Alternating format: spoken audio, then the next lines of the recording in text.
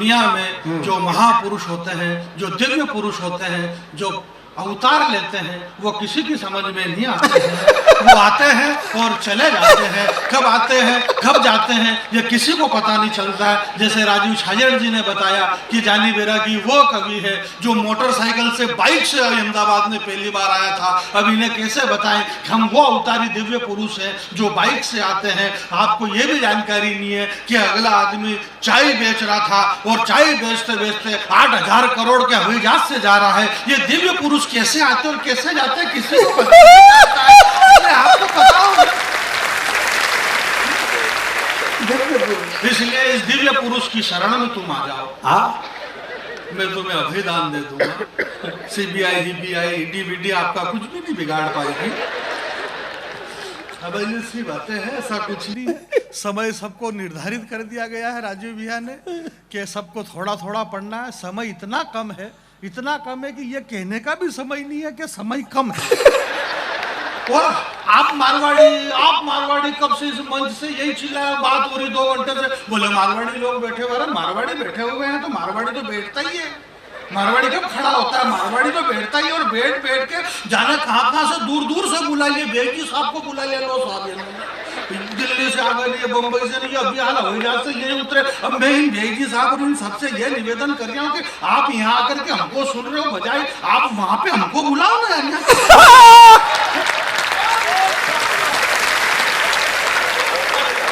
हमको वहां बुलाओ यार, क्या मतलब है बुलाने? आप मारवाड़ी हो तो हम आपसे भी बड़े वाले मारवाड़ी हैं।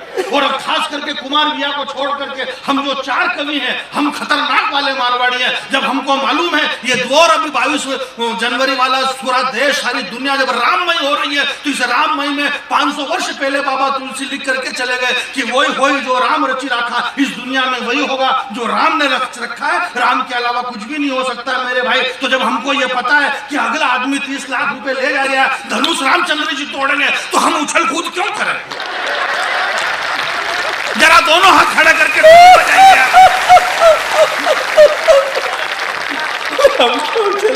भाई हम क्यों मेहनत करेंगे? ये काम ऑलरेडी वही होई जो राम रची रखा। चैनल वाले लोग उनको यही दिन रात लगे हुए। परसों से बोले कांग्रेस नहीं जाएगी राम मंदिर की उद्घाटन। मैंने कहा कोई बात नहीं, वही होई जो राम रची रखा। बोले अब की बार मोदी जी 400 पार। मैंने कहा वही होई जो राम रची रखा। ये सब राम की मर्जी से ही होता है। बड़ा अच्छा चल रहा है। मैं आपके बीच में बिल्कुल कम समय लूंगा।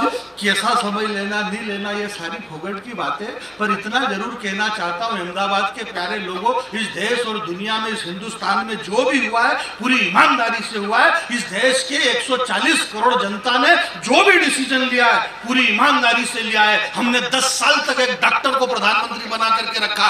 मनमोहन सिंह जी अर्थशास्त्री थे, डॉक्टर थे, 10 साल तक देश के प्रधानमंत्री रहे। 10 साल में उन्होंने एक इंजेक्शन तक नहीं लगाया।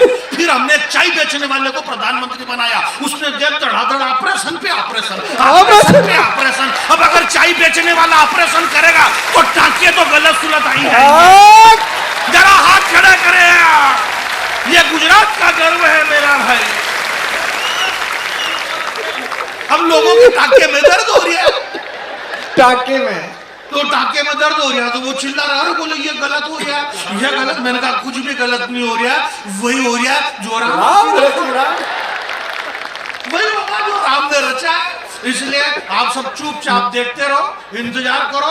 ये नहीं हो रहा और वो नहीं हो रहा और तरह तरह की बातें कर रहे हो। और बोलो राम मंदिर से क्या रोजगार मिल जाएगा ना, रोटी मिल जाएगी और ये मिलेगा और शिक्षा मिलेगी। और नहीं, मैंने कहा शिक्षा अच्छा तुमको इससे क्या लेना देना? ये डॉक्टर प्रोफेसर है, युग कवि कुमार विश्वास जी, बुद्धि प्रकाश जी डॉक्टर है, हमारे विनीत चौहान डॉक्टर, हमारे ये सारे पढ़े लिखे लोग डॉक्टर है। मैं गाँव का रहने वाला आदमी, बिल्कुल अनपढ़ आदमी, उससे क्या फर्क पड़ रहा?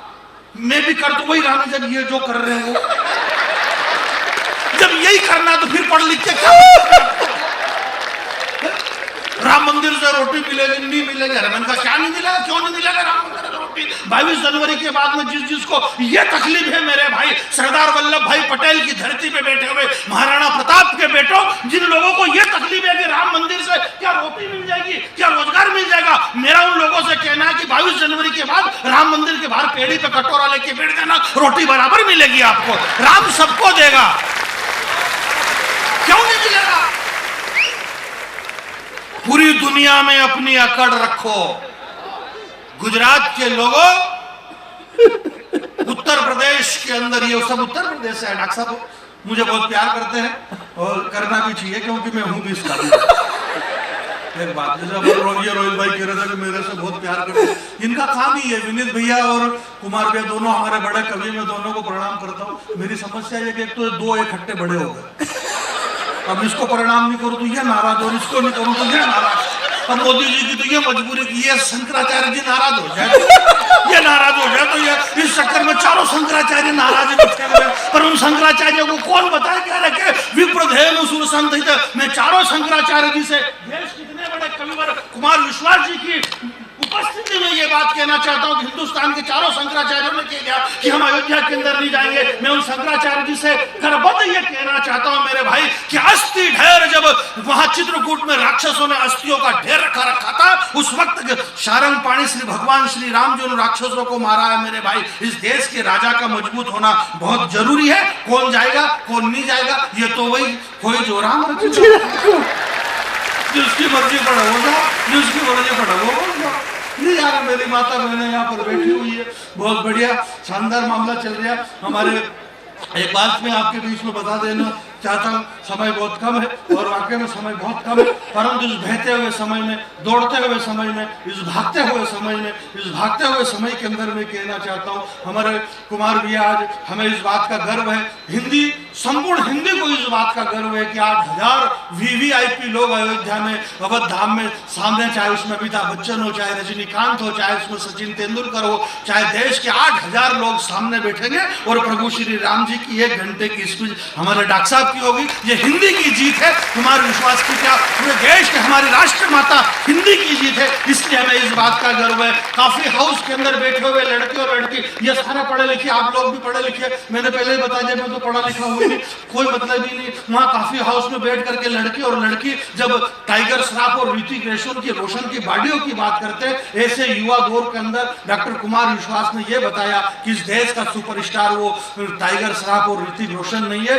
आजान भुज सर चाप उधर, अगर भुजाएं देखना है तो रघुनंदन की भुजाएं देखो और उस युवा पीढ़ी को उस ओर डाइवर्ट करवा जो राम कथा के माध्यम से पूरी देश दुनिया में हमारी राष्ट्र माता हिंदी को जो मजबूत कर रहे हैं। मैं सदैव कुमार विश्वास जी, जिनकी जुबान पे 24 घंटे माता सरस्वती विराजमान रहती है, विनीत भाई का दिमाग खराब हो गया, बोले अगर इनकी जुबान पे सरस्वती माता विराजमान रहती है तो जब ये खाना खाते हैं तो सरस्वती माता को बहुत दिक्कत होती है।